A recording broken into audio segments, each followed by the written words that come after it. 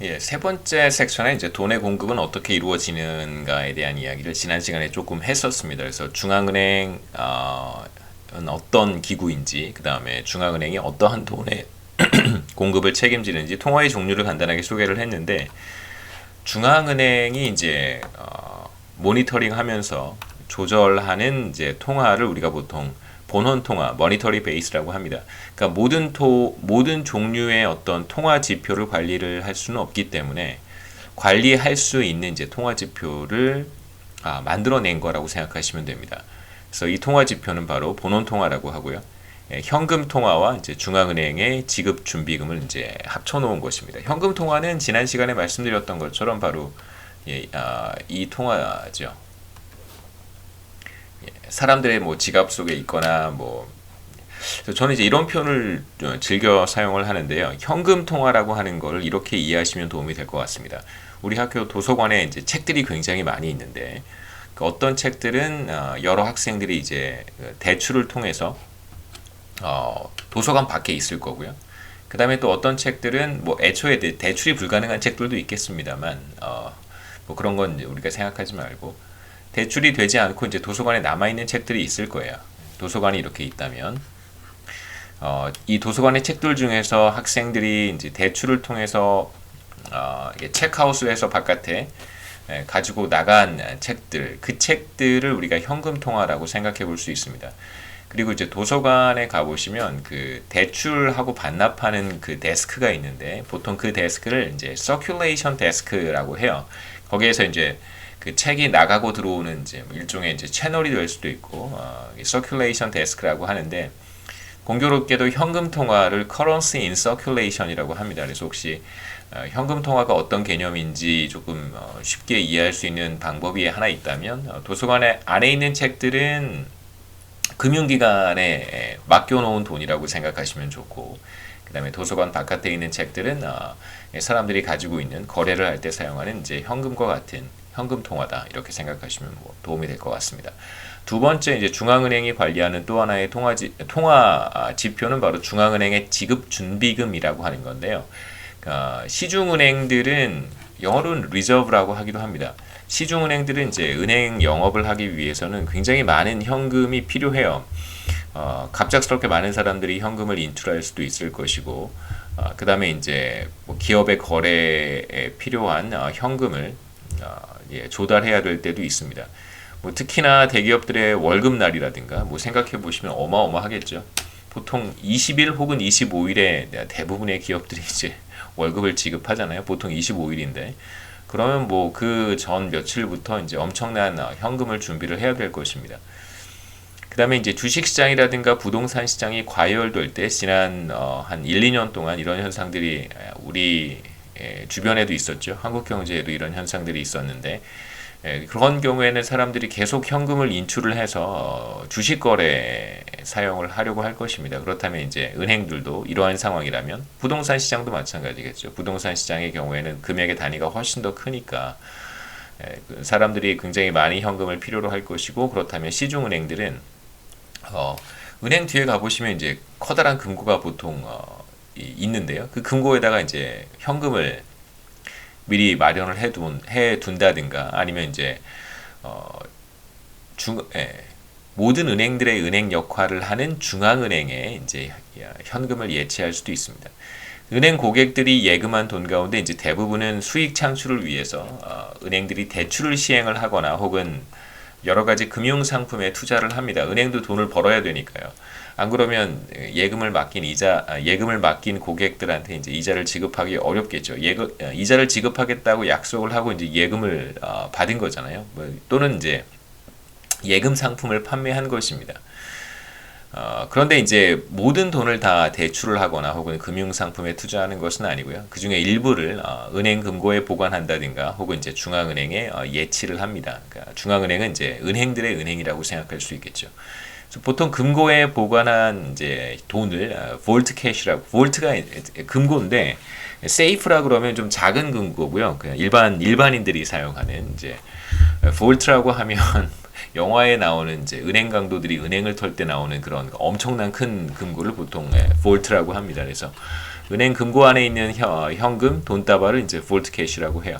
금융기관 지급준비 규정이라는 것이 있는데 이것은 뭐냐면 여러분들이 보통 이제 예금 상품입니다. 일반적인 예금 상품의 경우에 은행에 돈을 만약에 100만 원을 예치를 하면 은행은 반드시 그 중에 7%에 해당하는 7만 원을 한국은행에 지급 준비금으로 예치를 해야 됩니다. 이 지급 준비금이라고 하는 것은 제가 말씀드렸듯이 갑작스럽게 많은 예금자들이 동시다발적으로 예금을 인출해가는 사태가 나타날 수도 있으니까 발생할 수도 있으니까 그때 이제 필요한 현금 인출을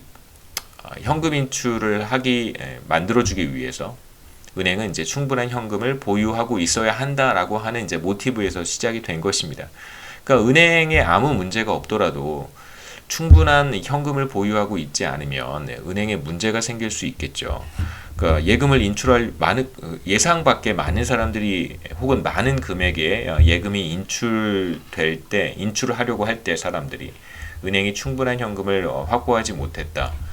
은행엔 아무런 문제가 없습니다. 은행 굉장히 건전하고 부실 채권 같은 것도 없고 부실 채권이라고 하는 것이 뭐 투자한 금융 상품에서 막대한 손실이 발생할 일도 없고 그 다음에 뭐 주택담보대출이라든가 이제 기업대출이라든가 이렇게 대출을 많이 해줬는데 이런 대출들이 부도가 날 확률도 없고 다시 말하면 대출을 받은 사람이나 기업들이 상환하지 못할 그런 염려도 없고 이런 상황이면 이제 은행은 굉장히 건전한 거거든요. 근데 이제 문제가 단순히 충분한 현금을 확보하지 못해서 인출을 하려고 하는 사람들에게 현금을 지급하지 못하는 경우 그런 경우에는 이제 아무런 문제가 없는 은행도 심각한 위기에 봉착할 수 있습니다. 그래서 금융기관 지급준비 규정을 2013년에 이제 마지막으로 개정을 했고 2013년에 개정이 된 걸 이제 10년 넘게 그대로 적용을 하고 있습니다. 우리 이제 교재에는 언제 마지막으로 개정이 됐는지에 대한 설명이 없어서 제가 이제 말씀을 드리는 거고요. 그러니까 한 10여 년 넘게 계속 이 지급 준비율이라고 하는데 이 지급 준비 규정을 적용을 하고 있습니다. 뭐 장기 주택 마련 저축이라든가 재형 저축의 경우에는 별다른 지급 준비금을 마련할 필요가 없고요. 준비할 필요가 없고 정기예금이나 정기적금, 상호부금, 뭐 주택부금, 양도성 예금증서 이런 경우에는 2%. 그러니까 만약에 여러분이 정기예금에 가입하시거나 정기적금에 가입한다면 뭐 정기예금 같은 경우에 100만 원을 내가 1년 동안 묶어두겠다라고 하면 이제 그 중에 2만 원을 은행은 이제 지급준비금으로 중앙은행에 예치를 해야 됩니다. 그러니까 아무래도 생각해 보시면 2만 원은 너무 적은 것 같은데라고 생각할 수도 있는데 정기예금이나 정기적금은 기본적으로 이 예금 상품을 구입하는 사람 혹은 이 예금 상품에 돈을 묶어두는 사람의 특징은 비교적 오랜 시간 동안 내가 그 돈을 인출하지 않겠다라고 하는 의지가 있는 거잖아요. 물론 만일의 사태가 생긴다면 인출할 수도 있겠지만 그래서 비교적 지급 준비율이 낮다고 할 수 있고요. 2%가 바로 지급 준비율입니다. 그 다음에 이제 그 이외의 기타 예금들의 경우에는 이제 7%. 보통 이제 여러분 체크카드로 많이 사용하시는 은행 계좌가 있을 텐데 그 어카운트에 적용이 되는 지급 준비율이 7%입니다. 그래서 여러분이 뭐 아르바이트를 해서 월급을 받았어요. 뭐 200만 원의 월급을 받았습니다. 그러면 그 200만 원 가운데 14만 원을 이제 뭐 당연히 체크카드랑 연동이 되어 있는 요금을 예금 계좌 혹은 뭐 수시 입출금 계좌에 이제 여러분 월급이 들어갈 텐데 그게 바로 기타 예금이고요. 그러면 이제 중앙은행은 200만 원 가운데 14만 원에 해당하는 금액을 이제 중앙은행에 지급 준비금으로 예치합니다. 반드시 해야 되는 거고요. 그 다음에 말씀드렸지만 시중은행들은 그거보다 더 많은 돈을 미리 준비하고 있을 수도 있어요. 준비하는 방식은 뭐 마찬가지로 두 가지겠죠. 하나는 그냥 자기 은행 금고에다가 돈을 쌓아두는 방법도 있고 또 하나는 중앙은행에 7% 혹은 2% 정도만 의무적으로 법으로 정해놓은 것이니까요. 법에 따라서 예치를 할 수도 있겠지만 그거보다 더 많이 예치를 할 수도 있습니다. 뭐 아무 상관없겠죠. 통화지표는 이제 본원통화 이외에도 M1이라고 하는 지표도 있고 M2도 있고 뭐 되게 많이 있는데요. 굳이 뭐 제가 여러분들에게 그걸 다 설명할 필요는 없을 것 같습니다. 몰라도 상관없습니다. 시장과 경제 활동에서는 뭐 M2, 뭐 LF, L 이런 거 다 있는데 모르셔도 괜찮습니다. M1이라고 하는 것은 본원 통화에서 지급준비금은 빠지고요. 현금 통화와 그 다음에 이제 요구불 예금, 그 다음에 수시 입출금식 저축성 예금. 그러니까 저축성 예금인데 그러니까 체크카드와 연동이 되어 있지는 않습니다만 체크카드와 비슷하게 언제든 입출금이 가능한 그런 또 예금이 있거든요. 그러한 저축성 예금까지 포함을 해서 이런 통화지표를 우리가 M1이라고 부릅니다. 요구불 예금도 그렇고 수시 입출금식 저축성 예금도 그렇고 현금화하는 것이 굉장히 용이하잖아요. 쉬운 그런 금융 상품들입니다. 뭐 해지에 따른 불이익 같은 것도 전혀 페널티 같은 것도 전혀 없고요. 그래서 이걸 이제 보통 우리가 유동성이 높다라고 표현을 합니다. 그러니까 유동성이라고 하는 게 그러니까 현금과 같은 성격 혹은 현금화할 수 있는가 뭐 이런 것을 의미하는 거거든요. 그래서 유동성이 높은 금융 상품들입니다. 그래서 현금은 뭐 당연히 유동성이 가장 높은 금융 상품이 현금이죠. 그래서 중앙은행이 본원 통화를 늘리고 줄이는 방법, 제가 뭐라고 말씀을 드렸냐면 통화량을 모니터링하고 또 이제 컨트롤하기 위해서 조절하기 위해서 중앙은행이 모든 돈을 다 컨트롤할 수는 없으니까요. 그러니까 중앙은행이 선택한 통화지표가 있는데 만든 통화지표가 있는데 그게 본원 통화라는 것이고 본원 통화를 이제 늘리고 줄이는 방법이 무엇일지를 생각해 볼 수 있습니다. 우선 첫 번째 방법은 반대 방향으로 생각하시면 되겠죠. 첫 번째 방법은 중앙은행이 일반은행에게 돈을 빌려주는 것입니다. 그러니까 돈을 빌려줄 때는 뭐 여러 가지 방식으로 빌려줄 수도 있는데요. 가장 빈번하게 이용하는, 그러니까 빈번하게 나타나는 방식, 거래 방식입니다. 이게 이제 중앙은행이고요. 중앙은행 센트럴 뱅크니까 CB라고 쓰겠습니다. 중앙은행에는 국내의 모든 은행들의 계좌가 다 있어요. 반드시 계좌를 만들어야 됩니다. 그러니까 뭐 우리가 무슨 우리은행이나 뭐 KB나 이런 데 가서 신한은행이나 이런 데 가서 계좌를 만들 수도 있고 뭐 만들지 않아도 상관없잖아요. 저는 다른 은행에는 계좌가 없습니다. 뭐 이렇게 하지만 은행들은 중앙은행에 반드시 자기의 계좌를 다 이렇게 가지고 있어요. 자기 계좌입니다. 그러면 어떤 은행이 뭐 우리은행이라고 해볼까요? 우리 학교에 들어와 있으니까 우리은행이 이제 중앙은행으로부터 돈을 빌립니다. 그럼 이제 우리은행에 계좌가 있겠죠, 그렇죠? 이 계좌는 어떤 계좌라고 생각하시면 될까요? 우리은행에 여러분이 만일 100만 원을 이렇게 입금을 했어요. 수시 입출금 통장에. 그러면 이제 우리은행은 이 중에 지급준비율이 7%니까 7만 원에 해당하는 금액을 이렇게 여기다가 입금을 합니다. 바로 이게 지급준비금이겠죠. 제가 지금 왼쪽에 중앙은행에 있는 은행들의 계좌는 지급준비금 계좌라고 생각하셨으면 좋겠습니다.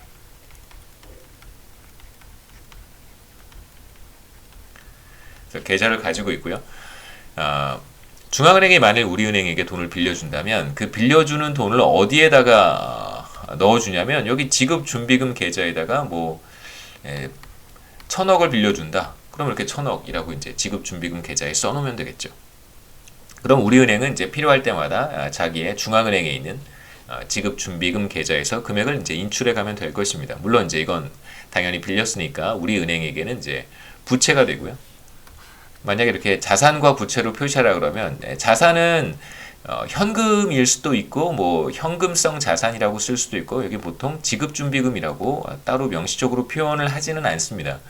여하튼 지급준비금 1,000억 원이 생긴 거고요. 자산이 되었겠죠.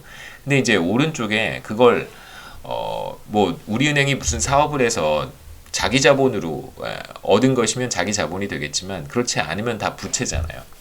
이거 빌린 돈이니까 이제 여기 부채라고 표시하면 됩니다. 뭐 차입이라고 하면 되겠죠. 빌렸으니까 차입하고 1,000억 원 이렇게 쓸 수 있습니다. 뭐 이거 그냥 우리가 이러한 개념들을 대차대조표에 대한 개념을 알고 있으니까 제가 간단하게 말씀을 드린 것이고 또 나중에 한 번 더 나오니까 그때 조금 더 정확하게 말씀을 드리겠습니다. 그 다음에 이제 반대 방향으로 작용하는 것은 또 어떤 것이 있을까요? 첫 번째가 늘리는 방법이라면 그 빌려줬어요. 그럼 이제 지급준비금이 1,000억 원만큼 늘어났으니까 당연히 본원 통화는 현금 통화 더하기 지급준비금이라고 했습니다. 그냥 단순히 지표만 생각하시면 돼요. 근데 중앙은행이 단순하게 이제 은행들에게 돈을 빌려줬으니까 은행들의 지급 준비금이 늘어났습니다. 그럼 당연히 본원 통화는 늘어나는 것이죠. 시중의 통화량이 늘어났다 이렇게 얘기하면 됩니다. 물론 이제 여기서 시중의 통화량이라고 하는 것이 뭐 M1일 수도 있고 M2일 수도 있고 뭐 다양한 지표가 있겠습니다만 여기에서 이제 본원 통화가 늘어났다 이렇게 정확하게 하시면 좋겠죠. 그 다음에 두 번째는 반대 방향으로 작용하는 것인데 중앙은행이 일반은행으로부터 금융상품을 매입하는 경우에 이제 국채를 매입하는 경우라고 생각해 보시죠. 물론 이제 이러한 거래는 단순히 특정한 국채, 제가 다음 챕터에서는 국채에 대한 설명을 좀 할 텐데 뭐 특정한 국채 뭐 이런 식으로 거래를 하지는 않습니다만 그냥 이런 편의상 그 다양한 금융상품을 또 제가 말씀을 드리면 많이 헷갈릴 수 있어서요.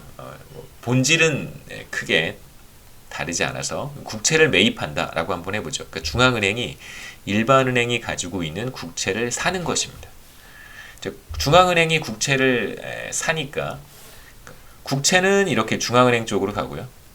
그럼 뭐가 중앙은행에서 우리은행으로 가야 되냐면 돈이 가야 되겠죠. 돈 주고 사고 파는 거니까. 그러면 뭐 실제로 중앙은행이 우리은행한테 우리은행에다가 이렇게 돈을 보내줄 수도 있겠지만 보통은 이제 보내주지는 않고요.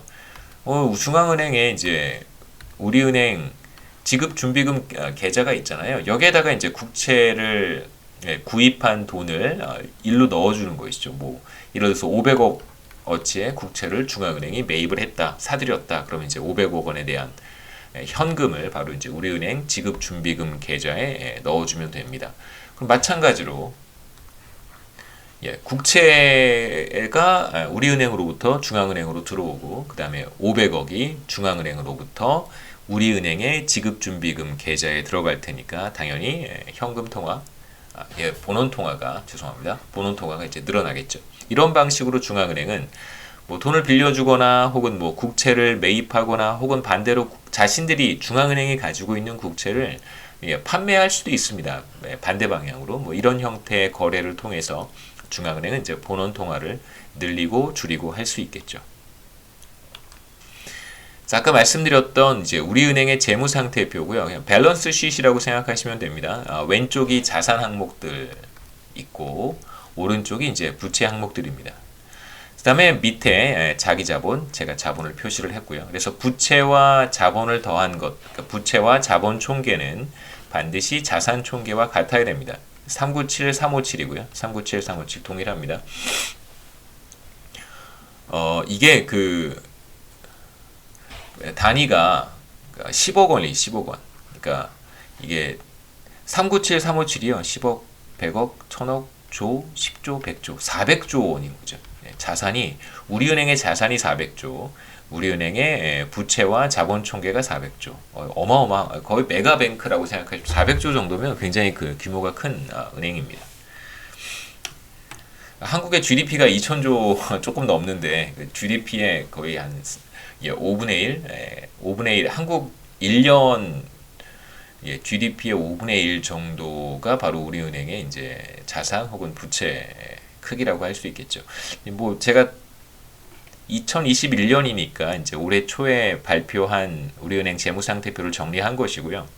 가장 최근 자료고 뭐 항목들을 제가 제 나름대로 이건 뭐 어떤 정해진 규정에 따라서 제가 항목을 정리한 것이 아니고 제 마음대로 항목을 정리를 했습니다. 그래서 이 표는 어디 다른 데 가서 비슷한 걸 찾아보려고 하시면 찾을 수 없을 거예요. 제가 그냥 이 항목들을 막 정리한 것이기 때문에. 그래서 부채부터 보시면 부채를 제가 여러 가지로 구분을 따로 했는데 이거보다 더 디테일하게 카테고리가 많이 있는데요. 그냥 그 카테고리 몇 개를 좀 묶어서 이게 다 표로 만드는 게 별로 유익하지 않잖아요. 도움이 안 되니까 그 여러 가지 항목들을 제가 그냥 제 마음대로 그래도 나름 어떤 기준을 가지고 다시 카테고라이즈를 했습니다. 묶어서 더해 놓은 건데요. 금융부채들이 있고 그 다음에 차입부채, 빌린 거죠, 그렇죠? 발행사채, 발행한 사채, 그 다음에 뭐 기타 금융부채 이렇게 여러 가지로 구분을 했습니다. 근데 쭉 보시면 그 중에 가장 비중이 높은 것이 301, 300조 원에 해당하는 것이 바로 예수부채예요. 그러니까 우리은행의 부채 가운데 대부분은 거의 뭐 400조 가운데 300조니까 한 75% 정도는 뭐 다 그 고객들이 맡겨놓은 예금의 형태라고 할 수 있습니다. 우리은행 부채의 4분의 3은 이제 고객의 예금이겠죠. 그래서 주요한 어떤 이제 시중은행들의 어떤 역할 이런 걸 좀 생각해 보셨으면 좋겠는데요. 예금 상품을 판매를 해서 자금을 조달을 하고요. 뭐 은행의 역할이 뭐 여러분 뭐라고 생각하시는지는 잘 모르겠지만 저는 예금 상품을 팔아서 다른 곳에 이제 다양한 금융 상품을 뭐 거래한다든가 혹은 누군가에게 이제 필요한 자금을 공급함으로써 수익을 창출하고 그래서 이제 계속해서 지속적으로 수익을 내는 그런 이제 금융기관이라고 생각을 합니다. 그 다음에 자산 항목을 보시면 뭐 제가 마찬가지로 여러 개의 자산 항목들을 제 기준에 따라서 구분을 했는데요. 뭐 현금 및 현금성 자산이 있고 두 번째 금융자산, 유가증권, 뭐 주식이겠죠. 그 다음에 대출채권, 뭐 기타 등등. 그 다음에 뭐 투자자산, 부동산, 그 다음에 유형, 무형자산 뭐 등등 굉장히 많습니다. 높은 비중을 차지하는 것이 대출채권, 기타 금융자산에 해당하는 318조 원이고요. 이것도 비중이 굉장히 높죠. 바로 대출 채권입니다. 그러니까 론스라고 되어 있는데 이 대출 채권은 바로 뭐 주택담보대출의 형태일 수도 있고 뭐 기업자금 대출의 형태일 수도 있고 누군가에게 빌려준 것이죠. 그러니까 저도 이제 그 주택담보대출 받을 때 대출 약정서 이런 거 써야 되거든요. 대출 약정서를 썼습니다. 대출 거래 약정서인지 무슨 약정서를 썼어요. 바로 그 약정서는 우리은행에서 빌렸는데 우리은행에 잘 어디 금고 같은데 다 이미지 스캔해가지고 그건 또 그림 파일은 그림 파일대로 잘 가지고 있고 또 그 대출 약정서도 어디 금고에 아주 잘 있을 거예요. 그게 왜냐하면 대출 채권이거든요. 그게 바로 그거 잃어버리면 우리은행은 큰일 나는 거죠. 그렇죠? 제가 돈을 떼어 먹어도 모를 테니까 잘 간직하고 있을 것입니다. 그게 바로 대출 채권입니다. 그 종이 쪼가리 하나가 뭐 한 장은 아니겠지만 여러 장 써야 돼요. 여러 장 썼습니다. 대출 채권이고 그 다음에 뭐 비중이 높지는 않습니다만 제가 현금 및 현금성 자산이라고 따로 표시를 해서 한 5조 원 정도, 5조 5천억 원 정도를 이제 현금 및 현금성 자산으로 보유하고 있습니다. 이 두 가지를 조금 이제 주목해서 보셨으면 좋겠고요. 우리은행이 어떠한 방식으로 뭐랄까요, 금융기관으로서 이익을 창출하는지 보시면 예수부채 발행을 통해서 예수부채를 발행한다는 것은 이제 고객으로부터 예금을 받아들인다는 것이죠. 받는다는 뜻입니다. 예금을 받아서 그 다음에 물론 이제 자본도 있겠죠. 자기 자본. 이건 뭐 우리은행의 주식을 보유한 사람들이라고 할 수 있습니다. 그러니까 뭐 주식을 통해서 그 우리은행에게 필요한 자금을 공급하는 사람들도 있겠죠. 여러분이 우리은행의 주식을 구입하는 것은 바로 여러분의 돈을 이 자본에 꽂아주는 것입니다. 그 다음에 뭐 자기 자본 같은 것들도 있겠죠, 그렇죠? 그래서 여기 이거와 이제 이걸 결합을 해서 현금은 반드시 일부 보유를 해야 되니까요. 고객들이 예금을 맡기게 되면 수시 입출금 계좌의 경우에는 7%를 현금으로 예치를 해야 됩니다. 현금 혹은 현금성 자산으로. 그 다음에 이제 나머지는 또 이렇게 대출을 해주겠죠. 물론 이 둘을 합치면 뭐 대충 맞아요. 이 둘 더하는 거랑 이 둘 더하면 뭐 대충 맞습니다. 그런 식으로 이제 은행이 거래를 해야 뭐 그렇게 거래를 하도록 금융감독원 같은 곳에서 이제 이렇게 모니터링을 들여다보고 있어요. 뭐 지나치게 대출 채권을 많이 발행한다든가 너무 많이 돈을 빌려준다든가 그러면 이게 빌려준 사람들이 100% 다 갚는 게 아니거든요. 뭐 문제가 여기서 많이 생길 수 있습니다. 그렇기 때문에 대충 예수부채와 자본의 합이 더해 보시면 한 324조 원, 325조 원 정도 되고요. 그 다음에 요 둘 더하면 뭐 대략 한 320, 뭐 한 3조 원쯤 됩니다. 그래서 물론 오른쪽이 조금 더 높긴 하죠.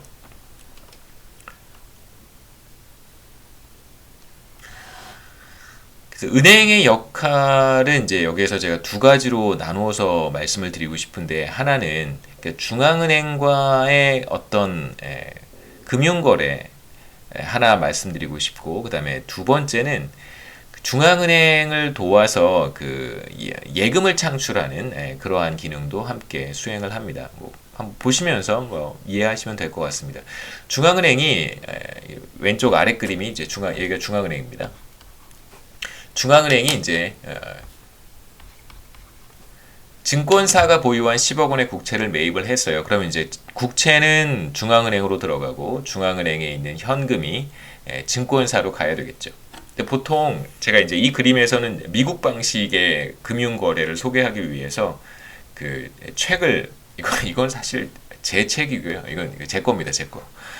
이런 식의 책을 발행해 주지는 않고요. 그러니까 실제로 책을 발행을 해서 금융기관으로 옛날엔 그랬죠. 옛날엔 보냈습니다. 그 종이에 이렇게 책을 발행을 해요. 발행을 해서 편지 봉투에 넣은 다음에 그걸 이제 그 증권사에 보내는 것이죠. 이제 그런 방식 과거에는 채택을 했는데 지금은 그렇게 안 하죠. 누가 뭐 우편으로 책을 뭐 근데 제가 미국에서 공부하던 시기가 벌써 뭐 한 15년 조금 안 됐는데, 그때만 해도 실제로 그 뭐 중앙은행의 거래가 어떻게 이루어지는지는 저는 모르죠. 예. 대부분 그 책을 우편으로 많이 이렇게 보냈습니다. 저도 그뭐 봉사활동 비슷하게 통역해주는 일을 미국에서 잠깐 했었는데, 이제 제가 다니던 교회 목사님께서 그 목사님이 하시던 일인데 저한테 부탁을 하시더라고요. 바쁜 일이 있어서 못 하시겠다고. 그래서 제가 한번 했는데 그 다음부터는 저한테 계속 그게 이제 저한테 떠넘기려고, 그 전까지는 이제 목사님이 계속 하셨는데 이제 더 이상 못 하실 것 같아가지고 저한테 떠넘기려고 한 번 부탁을 하신 다음에 완전히 저를 그냥 넘겼더라고요. 그래서 제가 이제 자주 통역하는 일을 자원봉사라고 생각하고 하는데, 그 나중에 보니까 뭐죠? 이제 뭐 수고료 같이 금액은 많지는 않습니다. 조금씩 이제 보내주더라고요. 근데 그 보내줄 때 뭐 우리는 다 그 계좌번호 알려주면 그 계좌번호에 바로 입금을 해주잖아요. 뭐 주민등록번호랑 주민번호랑 뭐 개인정보를 이렇게 제공해주고 뭐 동의서 이렇게 써주면 이제 제 은행 계좌에 바로 입금을 해주는데, 그 제가 있을 당시만 해 제가 뭐 3년 전에 미국에 안식년으로 잠깐 갔다 왔는데도, 물론 그때는 뭐 따로 돈을 벌진 않았습니다만 그러한 금융 거래가 아직도 계속 이루어지고 있습니다. 그러니까 책으로 주는 거예요. 그러니까 급여 같은 형태를 책으로 줍니다. 기관에서 책을 발행을 해서 이제 그 책을 개인한테 지급하는 것이죠. 뭐 구체적인 방식을 말씀드리지 않겠습니다만, 여기에서도 중앙은행이 책을 발행을 해서, 책이라고 그러죠. 수표 같은 거라고 생각하시면 됩니다. 책을 발행을 해서 증권사에 이렇게 줍니다. 그러면 이제 증권사는 그 책을 받아서 은행에 바로 디파짓을 하겠죠. 혹은 뭐 캐시아웃을 한다는 표현을 쓰기도 합니다. 그래서 책을 가지고 가서 뭐 현금으로 은행에서 교환할 수도 있고요. 그 다음에 뭐 그걸 그냥 바로 디파짓을 하면 그 바로 현금화 되지는 않고요. 하루 정도 걸려요. 왜냐하면 그 책을 이제 좀 여기 표현을 해놨는데요. 이제 은행에 이제 증권사에서 책을 은행에 보내면, 이거 은행입니다. 은행에서는 그 책을 받고 그 책의 이미지를 떠요. 이미지 카피를 한 다음에 그 이미지를 이제 이 책을 처음에 발행한, 이게 돈은 한 바퀴 돈 거예요. 처음에 발행한 이제 기관이겠죠. 여기 이제 중앙은행입니다. 중앙은행으로 보내요. 그 책을 보내면 중앙은행이 이제 자기가 발행한 책이 돌아오잖아요. 그러면 이제 바로 이렇게 현금을 지급하는 형태라고 할 수 있습니다. 그러니까 뭐 주로 이렇게 책의 거래는 이런 방식으로 이루어집니다. 이걸 이제 간단하게 제가 소개를 해드린 거고요. 그 다음에 이제 다음 슬라이드에서부터는 한국 상황, 한국은 그렇게 금융 거래를 하지는 않으니까 한국 상황에 맞춰서 다시 설명을 하겠습니다. 증권사는 이제 슈니은행과 거래를 하고 있어요. 얘가 바로 슈니은행입니다. 거래를 하고 있고 이제 슈니은행의 법정 지급 준비율은 그냥 편의상 10%라고 한번 해보죠. 그래서 만일 증권사가 슈니은행에 10억 원을 예치를 한다면 맡긴다면 슈니은행은 그거의 10%인 1억 원을 반드시 중앙은행에 자신의 지중금 계좌에 1억 원을 반드시 예치를 해야 됩니다. 중앙은행은 이제 국채 매입 금액을 슈니은행 계좌에 입금을 하겠죠. 그러니까 보통은 이렇게 해서 이제 책이 돌면 어떠한 그 변화가 나타나냐면요. 지우겠습니다.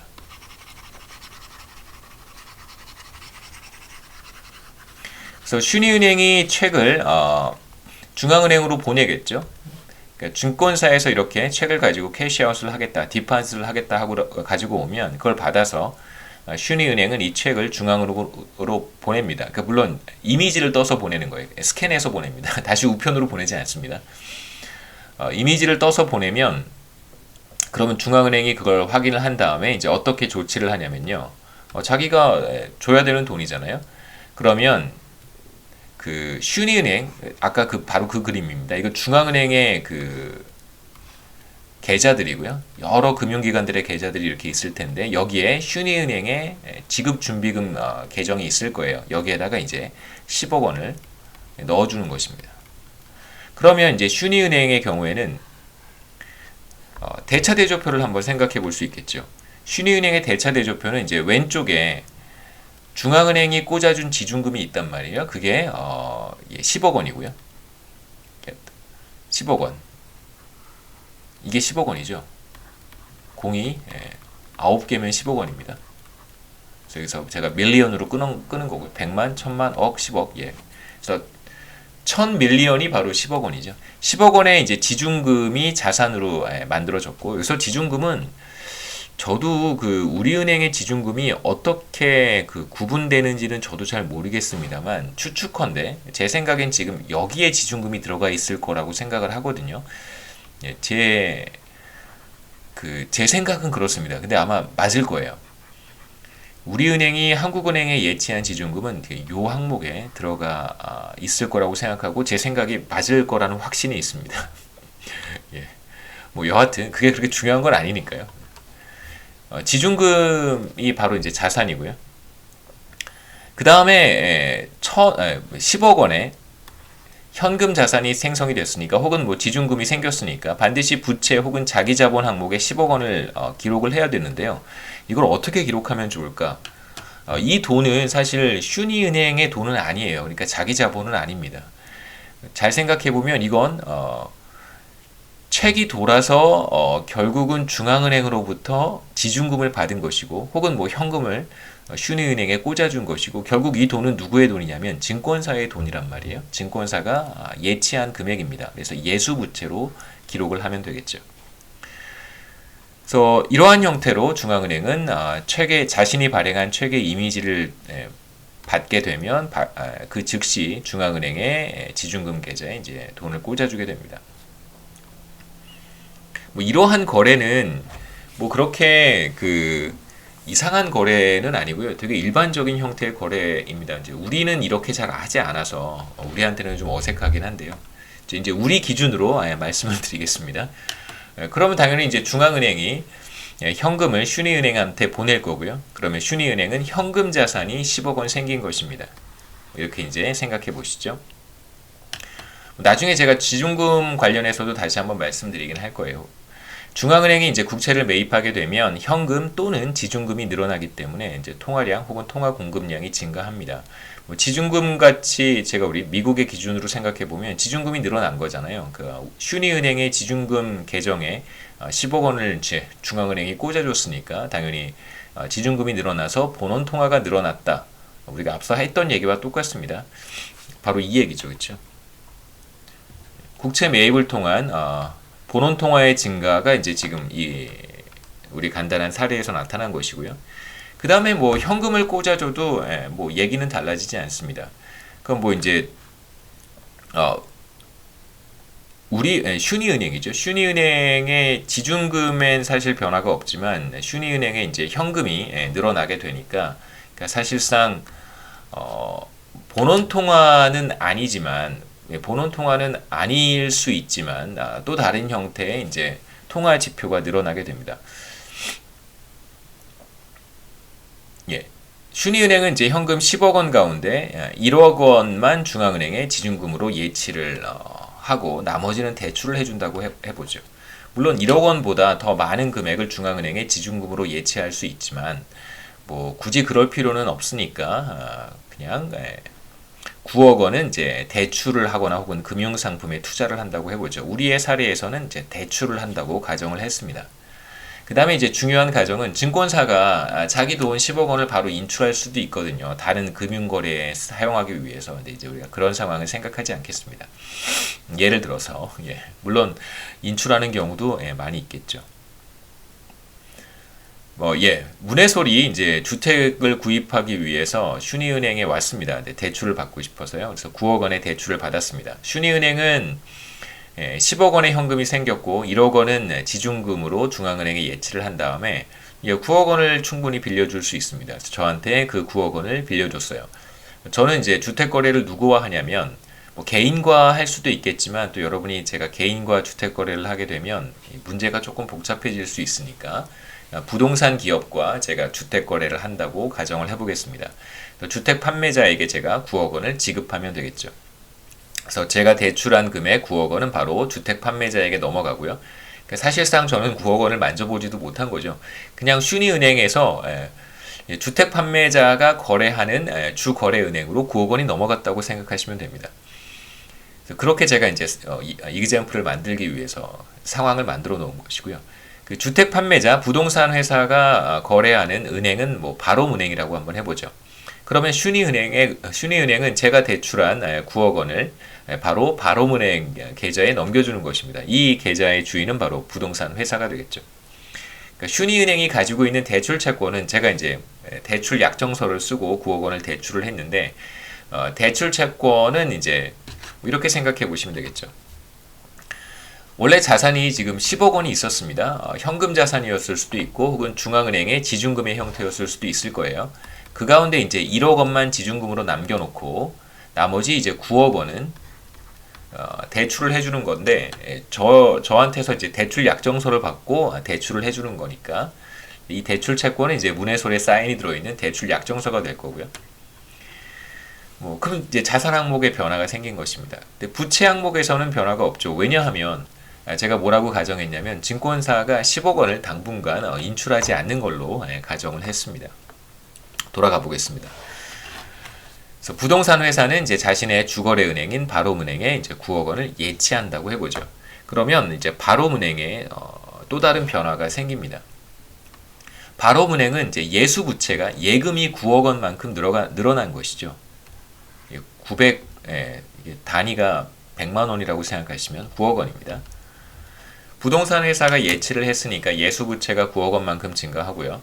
물론 현금 9억 원이 늘어났다고 생각하실 수도 있습니다. 그 다음에 이제 이 모든 거래가 사실 중앙은행의 지준금 계정에서 일어날 수도 있어요. 뭐 이렇게 생각해 보셔도 큰 뭐 문제는 없습니다. 예를 들면 이런 경우죠. 그러니까 이게 미국에서는 이렇게 하는데 한번 설명을 듣는 것도 저는 뭐 괜찮은 것 같아요. 전혀 모르는 것보다 이런 방식으로 일어나고 있구나라는 걸 한번 들어보는 것도 의미는 있을 것 같아요. 그러니까 원래 이제 이렇게 지준금 10억 원을 가지고 있었던 거예요. 미국 기준으로 생각해 보면 이 상태로 계속 놔두고 있다가 이제 제가 대출을 받으러 온 것이죠. 제가 대출을 받으러 왔는데 대출 약정서만 있으면 되고 그 다음에 9억 원의 금액을 바롬은행으로 그냥 보내면 되는 거예요. 그런데 여기 보니까 이게 바로 바롬은행의 중앙은행에 있는 지준금 계정입니다. 그러면 슈니은행은 어떻게 하냐면요. 이 10억 원 가운데 1억 원만 남겨두고 9억 원을 이렇게 보내주는 거예요. 그러니까 실제로 그 슈니은행이든 바롬은행이든 자신의 어떤 그 은행 계좌에는 어떠한 변화도 나타나지 않고요. 중앙은행에 있는 자신들의 지준금 계정에서만 돈이 왔다 갔다 하는 것입니다. 이런 거래가 실제로 빈번하게 이루어져요. 슈니은행의 9억 원이 바롬은행으로 이렇게 갑니다. 이건 중앙은행 안에 있는 계정입니다. 그러면 슈니은행에는 1억 원만 남을 거고요. 지준금이 반드시 그래야 되니까 바롬은행의 지준금은 이제 9억 원으로 늘어납니다. 그럼 마찬가지로 바롬은행도 이 중에 10%만 지준금으로 남겨놓고 8.1억 원을 대출을 해주거나 다른 금융상품을 매입할 수 있겠죠. 그럼 뭐 어떠한 형태의 또 거래가 발생할 텐데, 뭐 또 다른 은행, 제가 화랑은행이라고 불렀습니다만, 또 다른 화랑은행에다가 이렇게 나머지 8.9억 원을 이렇게 빌려주거나 혹은 넘겨줄 수 있겠죠. 뭐 당연히 지중금 계정에서. 뭐 이유는 여러 가지가 있을 것입니다. 뭐 항목은, 카테고리는 여러 가지가 있을 텐데, 그렇게 해서 8.9억 원이 중앙은행에 있는 또 다른 은행의 지중금 계정으로 넘어가면 됩니다. 이게 이제 미국 방식인데요. 저는 이제 여러분들에게는 우리 방식으로 다시 한번 설명을 해드리겠습니다. 그러면 이제 바로문행인데요. 바로문행의 경우에는 마찬가지로 현금 자산 9억 원이 생긴 것이죠. 왜냐하면 부동산 회사가 9억 원을 예치를 했고요. 9억 원을 이제 현금으로 가지고 와서 예치를 했고, 그 다음에 이제 자산이 현금 자산으로 9억 원만큼 발생한 것입니다. 그럼 당연히 여기에서 10%에 해당하는 0.9억 원, 9천억 원, 0.9억 원이니까, 갑자기 계산이 안 되네요. 9천만 원. 9천만 원 맞죠? 9억 원의 10%인 9천만 원만 남겨놓고 나머지 8억 1천만 원은 뭐 금융상품 구입하거나 이제 대출을 할 수 있습니다. 나머지는 대출을 한다고 해보죠. 또 다른 사람이 이제 뭐 부동산 담보대출의 형태로 대출을 받았다라고 한번 가정을 해보겠습니다. 그러면 이제 뭐 마찬가지로 바로문행은 지중금이 0.9억 원이고 대출 채권이 이제 8.1억 원이 되겠죠. 자산의 항목이 달라집니다. 슈니은행과 마찬가지로 이 부채 항목은 달라지지 않겠죠. 이건 왜냐하면 부동산 회사의 예금이니까요.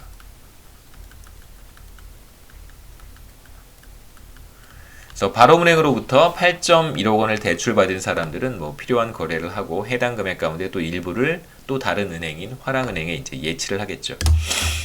마찬가지로 화랑은행도 또 다른 은행, 세 번째 은행입니다. 다시 10%의 지중금 정도만 남겨두고 대출을 실행할 거예요. 이런 식으로 이제 계속 돌아가는 것입니다. 그래서 슈니은행과 바로문행을 제가 정리를 해봤는데요. 지중금, 슈니은행의 지중금은 처음에 100억이었다가 아닌가요? 10억, 10억 원을 매입했으니까 죄송합니다. 10억 원의 지중금이 생겼었는데 그 중에 9억 원을 대출을 하고 이제 1억 원의 지중금만 남았고요. 그다음에 바로은행도 마찬가지겠죠. 0.9억 원의 지중금이 남았습니다. 그래서 지중금만 쭉 계산해 보면 슈니은행의 지중금 10억 원, 죄송합니다. 1억 원. 그다음에 바로문행의 지중금 0.9억 원 이런 식으로 쭉 지중금이 늘어날 거예요. 그래서 본원 통화가 늘어납니다. 처음에 어떻게 시작했는지 다시 한번 생각해 보시면 중앙은행은 증권사로부터 이제 국채를 10억 원어치 매입한 것인데 그 국채 매입의 결과 지급준비금, 다시 말하면 본원 통화가 이렇게 쭉 금융기관들, 은행들을 통해서 이제 늘어난다는 사실을 확인할 수 있고요. 그 다음에 이제 예수부채도 증가하겠죠. 보시면 슈니은행이 저한테 9억 원을 대출을 해줬고요. 그 다음에 이제 다시 바로문행도 또 다른 누군가에게 8.1억 원을 대출을 해줍니다. 그럼 당연히 대출금이 점점점 증가할 테니까 뭐 대출 채권도 이렇게 늘어나겠죠. 그 다음에 이제 통화지표 M1의 구성 항목 중에 하나인 뭐 요구불 예금 한번 보실까요? 제가 M1을 처음에 오늘 시작할 때 말씀을 드렸는데 M1이라고 하는 통화지표가 있는데 그 M1에는 요구불 예금 혹은 수시 입출금식 저축성 예금 이런 것들이 포함이 된다고 했습니다. 뭐 증권사도 그렇고요. 뭐 부동산 회사도 그렇고 뭐 수시 입출금의 형태로 예금을 하지는 않겠지만 뭐 그렇게 예금을 했다고 뭐 가정해 본다면 아주 그냥 되게 극단적인 형태만 생각해 보고 싶은 것입니다. 이거는 이제 증권사가 예금한 거고요. 증권사의 예금. 그 다음에 이건 뭐냐면 부동산 회사의 예금입니다. 이 예금을 합치면 얼마가 되냐면요. 10억에서 9억, 19억이 되는 거예요. 일단 지금 두 단계만 우리가 했는데 뭐 세 번째 단계, 네 번째 단계 계속 뭐 연쇄적으로 다양한 거래가 발생하겠죠. 이 두 단계만 우리가 했는데 예수부채가 19억이 됐습니다. 그러니까 최초에 중앙은행이 매입한 국채의 규모는 10억 원밖에 되지 않는데 그러니까 통화 지표인 M1이라고 하는 것은 얼마만큼 늘어나냐면 일단 두 단계만 거쳐도 19억이 늘어난다고 할 수 있어요. 물론 여기 이제 제가 어떤 가정을 했냐면 증권사가 예금을 하고 찾아가지 않는다 뭐 이런 가정도 했고요.